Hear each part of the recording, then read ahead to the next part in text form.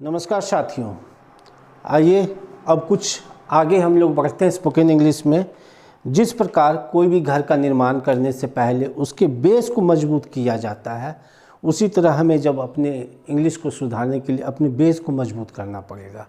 जब तक आप बेस को मजबूत नहीं करेंगे, आपकी इंग्लिश उतनी अच्छी नहीं हो पाएगी।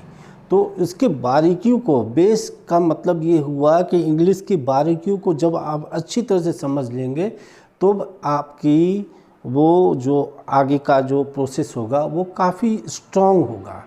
तो इस चीज़ को समझिए। सबसे पहले कि स्टेटमेंट, अगर हम लोग ग्रामर में जाते हैं तो ग्रामर में इसी जगह पे लिखा रहता है एफर्मेटिव सेंटेंस, दूसरा होता है नेगेटिव सेंटेंस, तीसरा होता है इंट्रोगेटिव सेंटेंस, चौथा होता है इंट्रोगेटिव प्लस नेगेटिव सेंटेंस। पूरे आपको रिटर्न में इसी चीज़ पर आपका काम करेगा। आगे का जो रहेगा वो भी चीज़ मैं आपको बताऊंगा। यहाँ पे मैंने क्या कहा, एफर्मेटिव की जगह पे स्पोकन इंग्लिश में इसे स्टेटमेंट कहा जाता है, क्योंकि हम लोग जो भी चीज़ बातचीत करते हैं उसे कथन कहते हैं। तो स्टेटमेंट का मतलब हो गया कथन। निगेटिव, आइए इसे मैं लिखकर अच्छी तरह से समझा देता हूँ। कथन, जिस वाक्य में नहीं लगा हुआ रहे उसमें क्या हो जाएगा, नहीं। और जिस वाक्य का शुरुआत हिंदी में क्या से शुरू होगा उसे कहेंगे इंट्रोगेटिव।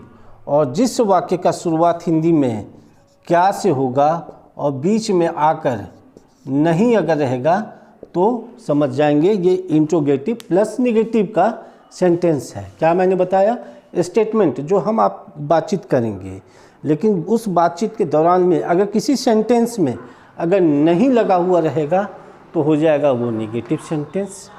अगर कोई हिंदी का सेंटेंस क्या से शुरू हो रहा है तो उसे कहेंगे इंट्रोगेटिव सेंटेंस।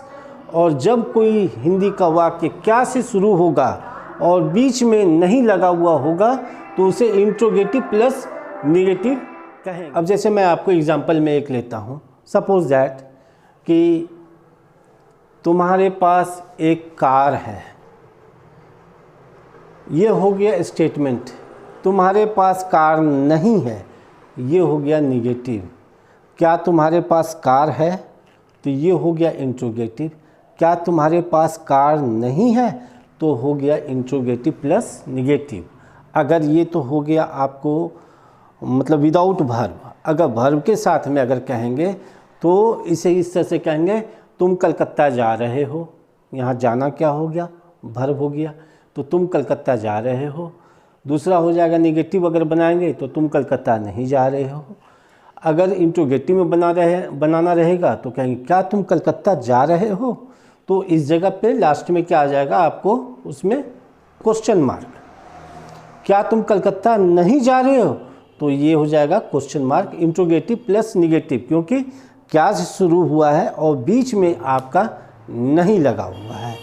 अब इस सभी चीज़ के अलावा, ये चार के अलावा कुछ चीज़ सेंटेंस में आपको और घुस जाएगा।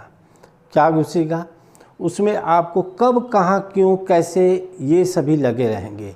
और ये जितना ज़्यादा लगा हुआ रहेगा आपके लिए शुरू में थोड़ा सा ज़रूर लगेगा समझने में कि मुझे परेशानी हो रही, लेकिन अगर आप थोड़ा सा ध्यान देंगे तो आप विश्वास कीजिए कि ये किसी भी जगह अगर आप करने जाएंगे तो आप देखेंगे 2-3 क्लासों में वो ख़त्म करेंगे। मैं आपको एक क्लास में ख़त्म कर रहा हूँ।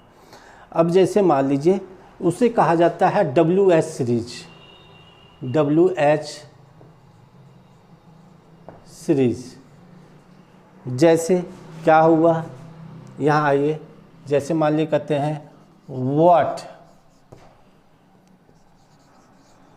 When, where, how. तो ये सभी चीज़ें मान के चलिए, ये जो क्वेश्चन वर्ड होते हैं ये सभी सेंटेंस में जब लगेंगे तो इसका मतलब भी होता है कि ये एक क्वेश्चन। इन सबों का मतलब क्या हो गया, क्वेश्चन। इसका मतलब ये हुआ कि ये जब अगर किसी वाक्य में लगा रहेगा तो हमारा इसी दो में सेंटेंस बनेगा। जैसे अगर मान लीजिए कहते हैं वैन, वैन का मतलब होता है कब या जब। तो अगर हमने कहा कब, मैंने कहा तुम कलकत्ता जा रहे हो, तो you are going to Calcutta. तुम कलकत्ता नहीं जा रहे हो, you are not going to Calcutta. क्या तुम कलकत्ता जा रहे हो? क्या तुम कलकत्ता नहीं जा रहे हो? तुम कलकत्ता कब जा रहे हो? वैन आ गया। फिर आएगा सेंटेंस तुम कलकत्ता क्यों नहीं जा रहे हो? तो यहाँ हो जाएगा interrogative plus negative.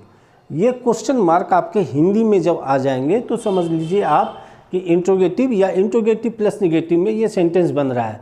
Interrogative plus negative में कब बनेगा? जब इसके बीच में हमारा क्वेश्चन भी लगा रहेगा और बीच में नहीं लगा हुआ रहेगा। इसमें हमारा नहीं लगता है। इंट्रोगेटिव में सिर्फ क्वेश्चन रहेगा कि तुम कलकत्ता कब जा रहे हो, तुम आम कैसे खा रहे हो, तुम आम क्यों नहीं खा रहे हो। तब यहाँ पे आ गया इंट्रोगेटिव प्लस नेगेटिव। उसके पहले का क्या था? इंट्रोगेटिव का सेंटेंस था। तो इन सभी चीज़ों को समझना बहुत ही ज़रूरी है। अब मैं आपके साथ में बिल्कुल ही इजी प्रोसेस में लेके चलूँगा आपको, जो कि आप 100% कहेंगे हाँ सर मुझे ये अब समझ में आ रहा है।